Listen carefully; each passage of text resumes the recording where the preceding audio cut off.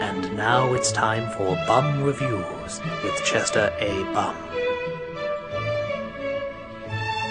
Tonight's review, Deadpool.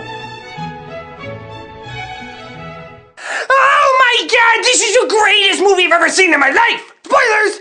This is a prequel to Wolverine Origins. There's this guy named Jason Lee if he worked out every day, and he's an assassin for teenage girls who have a lot of money! A very broad market. But he falls in love with a prostitute while playing skee-ball. Yes, that old cliche. But he suddenly finds out he has cancer! I had cancer once!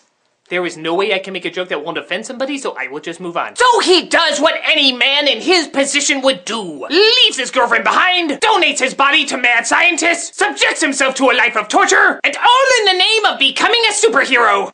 It's like this guy read my biography. So muscle-bound Jason Lee is really upset because it turns out a guy named Francis lied to him. They weren't making superheroes, they were making super slaves. Well, that's the last time I agreed to go with a person who says he can cure cancer and make me a superhero. You can't fool me 8 times! But muscle-bound Jason Lee gets out of it by burning himself alive! Often the answer I usually choose. And he's out to get revenge as Deadpool! The only problem is he looks like Freddy Krueger made love to an avocado. Oh wait, they already made that joke. He says he doesn't want his mouth sewn shut because it reminds him of Wolverine Origin. Wait, they made that joke too. He wants to be sure not to be the next Green Lantern! Wow, this is really hard. When a movie makes so many fourth wall jokes, what can I say about it? Ooh, I know! When it's not making fourth wall jokes, the movie is actually kind of boring. Like, you know that Mark Wahlberg and Ice-T movie that you see advertised like every other weekend? The one where they wear backwards hats and carry guns? The plot to those movies is pretty much the plot to Deadpool. He had a good life until tragedy struck, and he made the wrong choices. Now one man is out for revenge, but they kidnapped his girl, so he's gonna have to break the rules. Yeah, you know, the trailer to those movies you never see, that's it. But when he does make fourth wall jokes, it's really funny! It's like watching Bugs Bunny in Training Day or something!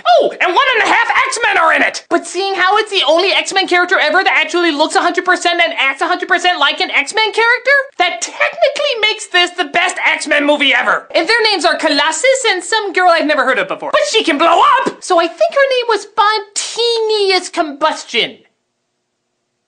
I worked on that on the walk from the theater. That was a fun 20 miles. So Deadpool is staying with a blind lady who everybody is gonna think is a hurrah but isn't? And he calls on the help of the 1.5 X-Men to get his girlfriend back! And Deadpool is like, let's make literally one chimichanga joke and kick some ass! And Colossus is like, how come only you can make the fourth wall jokes but we don't catch on to it? Because I'm the only fictional character who knows he's a fictional character! How? Nobody cares because I'm funny and I do a lot of gory stuff! You're what every 13-year-old boy thinks he can be! Except with an army of writers! And the ability to dub in better jokes in case they think of them later. Yes, you couldn't do that if I wasn't wearing the mask. So Deadpool has Francis in his clutches. But Colossus is like, you can't do that. I'm going to talk about what it means to be a real hero, and I'm gonna go on and on even though the entire audience has already guessed the joke and they're just waiting for you to pull the trigger.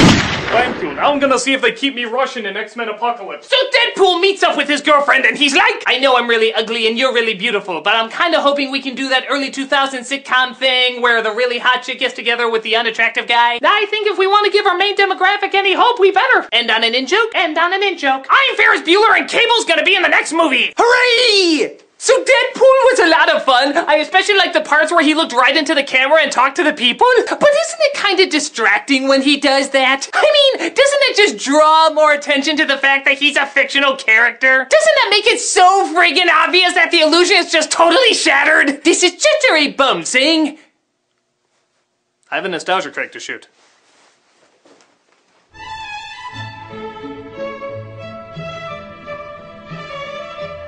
No closing line. I have work to do.